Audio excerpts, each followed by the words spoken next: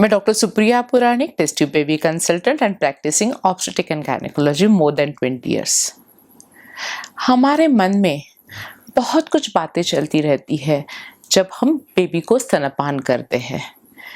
हमने कुछ खट्टा खा लिया तो बेबी को छींकें आएगी, हमने तीखा खा लिया और बेबी बीमार हो गया। लेकिन हमें ये मालूम नहीं होता हम जो खाते हैं वो पहले हमारे स्टमक में जाता है, वहाँ स्टमक में और आंत में उसका डाइजेशन होता है, उसमें जो पोषक पदार्थ रहते हैं वो हमारी ब्लड सर्कुलेशन में जाते हैं और उसका फिल्ट्रेशन होके दूध बनता है। इसीलिए जब हम खट्टा खाते हैं तो हमारा दूध खट्टा नहीं होता।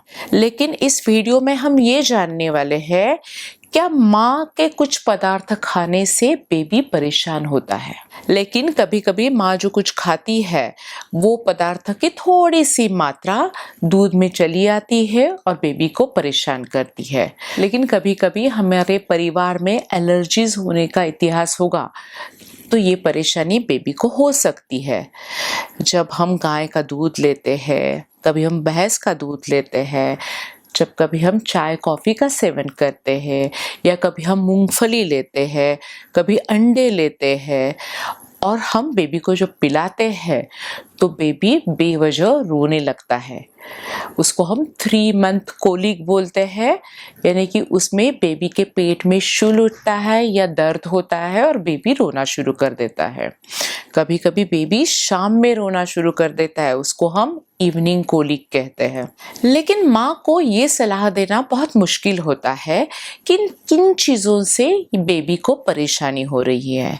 इसलिए हमें माँ को ही बताना पड़ता है, उनको ध्यान देना है उन्होंने कौन से पदार्थ का सेवन करने के बाद बेबी निश्चित रूप से परेशान रहता है, और वो चीज़ें उनको 2 हफ्ते के लिए बंद करनी है। जब 2 हफ्ते बंद करने के बाद बेबी की तकलीफ कम हो जाती है या बेबी बेवजह रोना बंद कर देता है तो हमें ये व्यंजने, ये पदार्थ 6 महीने के लिए नहीं लेने हैं तो बेबी स्वस्थ रहता है। यदि आपको बताया जाता है कि आपका दूध सेवन करने के बाद बेबी को ये परेशानी होती है तो ये आप बिल्कुल नहीं करना कि स्तनपान ही छोड़ दे। लेकिन आपको अच्छी तरह से ध्यान देना है किन चीज़ों से परेशानी होती है और वो ही आपको बंद करने हैं। बहुत बार ऐसे भी होता है, हम जो दूध पीते हैं, दूध का सेवन करते हैं, उससे बेबी को तकलीफ होती है और जब हम लोग ये माँ को बताते हैं तो माँ का कहना रहता है, जब मैं ही दूध नहीं लूँगी तब मैं बेबी को कैसे पिला सकती हूँ। इस पे हमारा कहना रहता है, मिसाल के तौर पे गाय तो खुद दूध नहीं पीती फिर भी वो दूध पैदा करती है। हमने बहुत बार देखा है जो डेली वेजेस लेबरर रहते हैं उनको दूध कहाँ नसीब होता है, लेकिन वो भी हमारे बच्चे को पिलाते हैं, उनमें भी दूध तैयार होता है। हाँ, दूध पीने से दूध बढ़ता है, लेकिन सिर्फ दूध पीने से ही दूध बढ़ेगा और दूध नहीं पिए तो दूध निर्माण नहीं होगा, ये सरासर गलतफहमी है।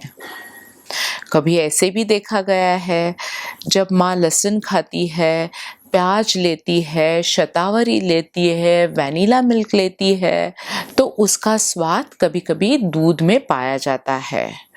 और हैरानी की बात यह है कि वो बेबी बहुत ही पसंद करता है और वो पीने के बाद बेबी संतुष्ट रहता है। लेकिन ये भी देखा गया है कई बच्चे आम बच्चों से ज़्यादा रोते हैं, यानी कि बिन वजह रोते हैं। लेकिन इसका मतलब ये नहीं है इनके पेट में शूल है या इनका पेट भरा नहीं है। पेट भरने के बावजूद भी वो रोते रहते हैं तो उन बेबीज को body contact, extra body contact की ज़रूरत रहती है। इसीलिए ऐसे बच्चों को ज़्यादा टाइम तक, ज़्यादा समय तक अपनी गोदी में रखना है, उनको पैम्पर करना होता है। कभी कभी पेट भरने के बाद भी कई बेबी अपने अंगूठे चूसते हैं या उंगलियां चूसते हैं। उंगलियां चूसने से, ज़्यादा टाइम तक स्तन चूसने से वो संतुष्ट रहते हैं। तो इन बेबीज़ को ज़्यादा कांटेक्ट की ज़रूरत होती है और ये देने के बाद बेबी का रोना जो बिना वजह होता है वो सेटल हो जाता है और 1-2 महीने के अंदर बेबी अच्छे हो जाते हैं, अच्छे बिहेव करना शुरू कर देते हैं। तो आज इस वीडियो में हमने जान लिया क्या माँ के खाने में कुछ पदार्थ ऐसे होते हैं वो खाने के बाद बेबी को परेशानी होती है? इसके बारे में आपके कोई प्रश्न रहेंगे तो हमें ज़रूर लिखिए और हमारे ये gynaec, infertility, pregnancy related video ज़रूर देखते रहिए। धन्यवाद।